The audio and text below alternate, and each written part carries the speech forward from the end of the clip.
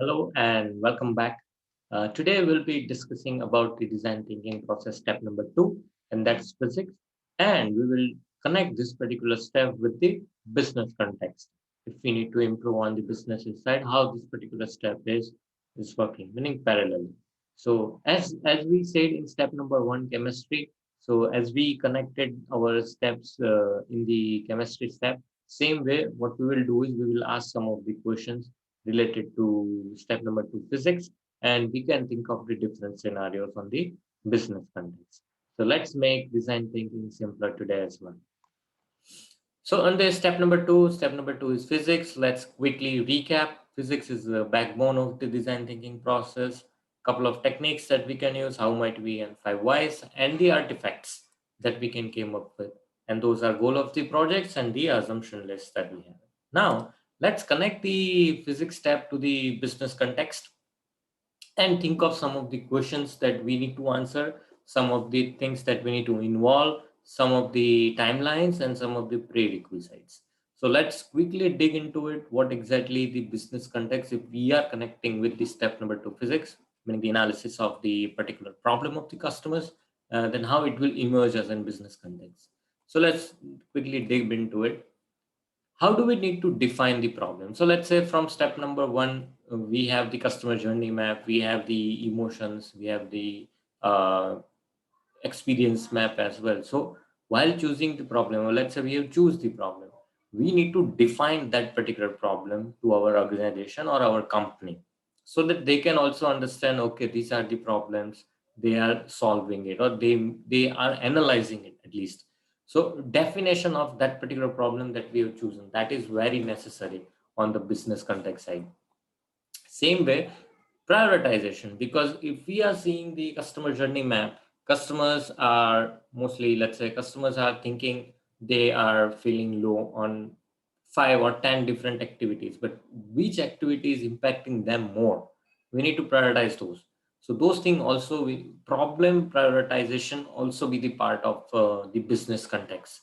If we are thinking of, because we are analyzing each and every problem of the customers, we have to prioritize those problems as well. Same way, which problem are key to achieve the business goals? So let's say there are plenty of problems, but some problems doesn't have any business goals. They are just an activity that they are performing, or that can be done on another way as well. But some of the problems we can achieve our business goal as well. So those we need to identify it, those we need to do analysis on it.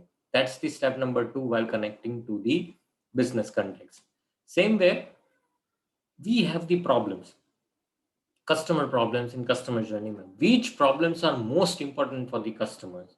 Without that, their job cannot be done. Without that, they cannot achieve their business goals.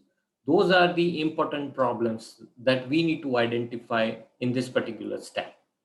So if we have identified the problems, if we have chosen the problems, if we have prioritized the problems, we need to look into the root cause analysis of the problem. What are the actual cause of the problem? We are not here to solve them temporarily. We are here to solve them permanently. So that's the reason we need to go into the root cause of the problem and we need to resolve it. So dig into it on the problems with the techniques that we define, how might we, or five whys. This will give us the root cause of the actual, I mean, in the problems. So this way, we can connect to the business context as well, because sometimes root cause analysis will also give us the proper input on the business context side. Same way, who needs to be involved in this particular step? So mostly in this step, where we already identified the problems, we are analyzing all the problems. We need the people who can make the decisions of prioritizing the problem, make the decisions on which problem, if we solve, then business goal can be achieved. So we need somebody who can make the decisions on those particular stuff. And definitely we need a project team will think of all the scenarios, all the analysis, and they can come up with the good thoughts. So these two teams we need to involve on our side of it to run this particular step. What is the timeline to this particular step? It's approximately 1 week. So 1 week of time, we can go ahead and analyze all the problems. At least the customer problems which are more impactful that we can think of. And last but not the least, prerequisites are the step one customer journey map, all the artifacts that we have done it, that the understanding of those artifacts will be the first prerequisites. We need to understand each and every detail of those particular step number one's detail. Then and then we can go ahead and at least start the analysis.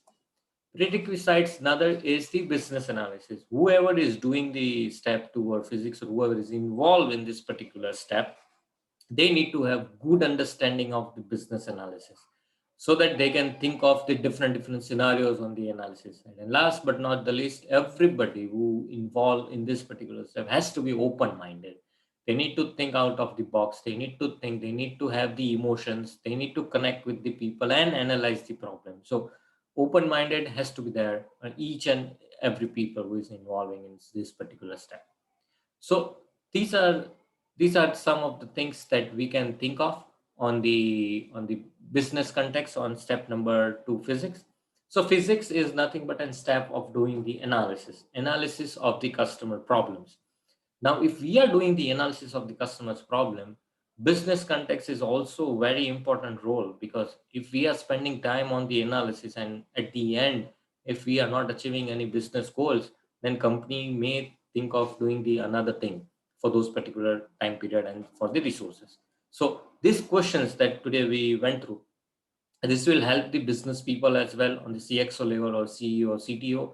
Those guys, if we are providing this particular details to them during this particular step or maybe the after this particular step, they will have a plenty of good ideas saying that, okay, now you guys are here on your processes, you guys are here on your business context. So this will give them also some confidence on the process as well as on the business context. So same way, let's meet into the next session where we will discuss about the step number three, mathematics, and we will connect the business context on that thing as well.